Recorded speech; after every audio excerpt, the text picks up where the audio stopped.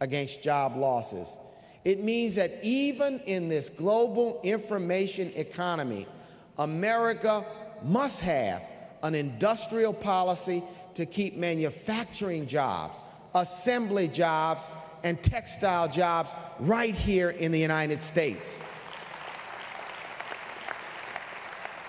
And we must keep these jobs in Detroit and in Buffalo and in Akron and in the cities of South Carolina. We must keep these jobs wherever they are. Because, ladies and gentlemen, we must not only invent and design things, we must build and assemble them.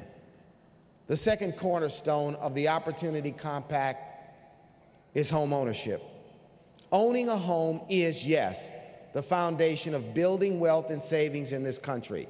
Today, we must work to make sure that every American who can own his piece of the dream can do it on the same terms as every other American.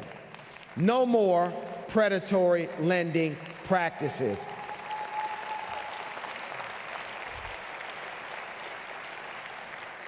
And ladies and gentlemen, we want financial education that prepares people for the complexity and responsibility, as well as the excitement of owning your own home. I say that a country that sees a vision of a man on Mars can certainly close the home ownership gap in the next decade.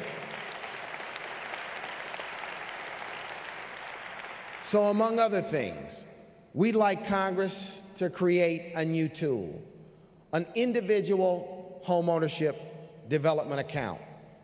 This will allow working Americans to save money for a down payment tax-free. We say that working class Americans deserve tax breaks too.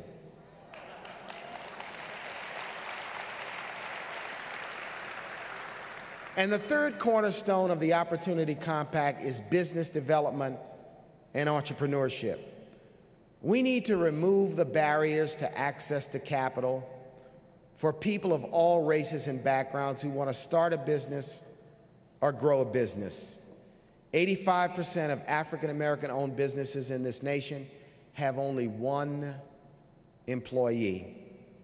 African-Americans must be producers and merchants, not just consumers, if we are to take our rightful seat. If we are to take our rightful seat at the free enterprise table in America, we must produce and sell cars and trucks, suits and dresses, computers and cell phones, because with over $700 billion in spending power, we certainly do buy a lot of these things. And we want to encourage our allies in corporate America to recognize that the promise of equal opportunity and diversity extends, yes, to jobs, but also to procurement opportunities and the boardroom as well. Together, we can spread the gospel of free enterprise to every town and village, every city and every hamlet, every neighborhood and every barrio, so that inclusion is not just an illusion, but the reality of 21st century America. And the fourth and final cornerstone of the Opportunity Compact is to ensure a better life for our children. A part of this conference is our new lighters.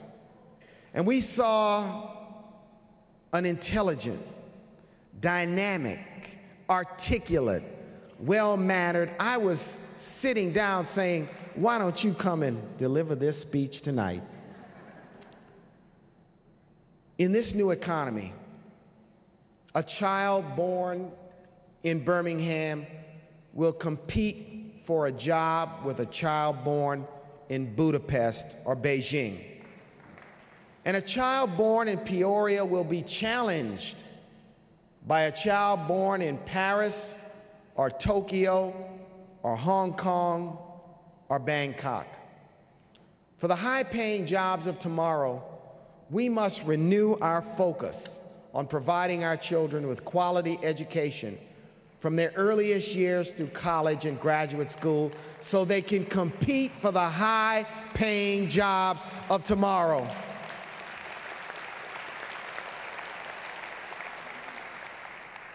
Kerry Killinger shared with us, and it's worth repeating, that we've slipped from first as a nation to fifth in the percentage of college graduates.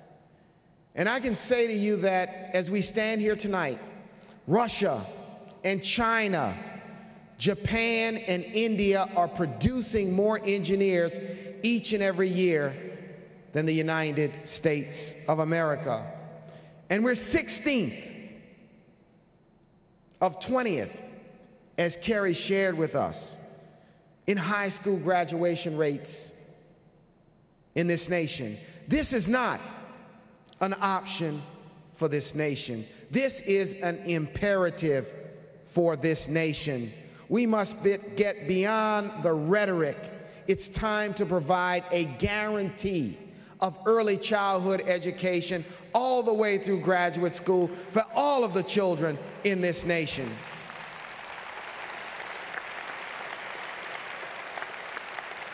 And it's time for us to recognize that if we don't do it, we will not become the nation we want to become in this, the 21st century. And it's also time, as a part of this cornerstone of the Opportunity Compact for our children, to attack the health issues facing our children: obesity, asthma, diabetes. It should not matter when it comes to our children if a child is born in South Central Los Angeles or Beverly Hills 90210. Every child deserves the very best. Now, our Opportunity Compact and its 4 cornerstones will be energized by a policy agenda to be developed in the months to come by the National Urban League Policy Institute. Our Opportunity Compact is more than words. It's more than just a speech tonight. Our Opportunity Compact is the first step towards a concrete action plan, a blueprint for the building of a nation that lifts America together as one people united by our commitment to a better future. Our hope is that the National Urban League can be a force to bring together red states and blue states, business, labor, and civil rights groups, mayors and governors, men and women, blacks, whites, Hispanics, and Asians, to make the Opportunity Compact the new public policy agenda for this entire nation.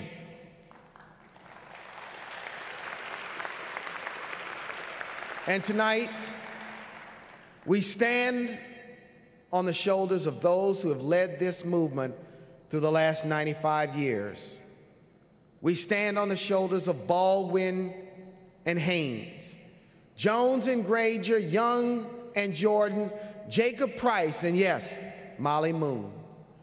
And we stand on the shoulders of those men and women who've given their time, their energy, their passion to keep this movement alive through service to others in towns and cities across this nation. Tonight, at 95 years young, we should feel very tall indeed.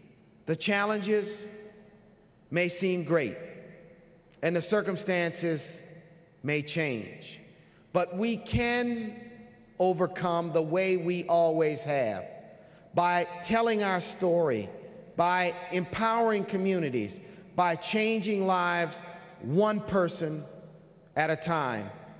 But it's up to each and every one of you, to all of us, to make it happen. Throughout time, it's been the courage and determination of the Urban League movement that has helped this nation conquer the greatest challenges in its history. At the dawn of this new century, This global information age, this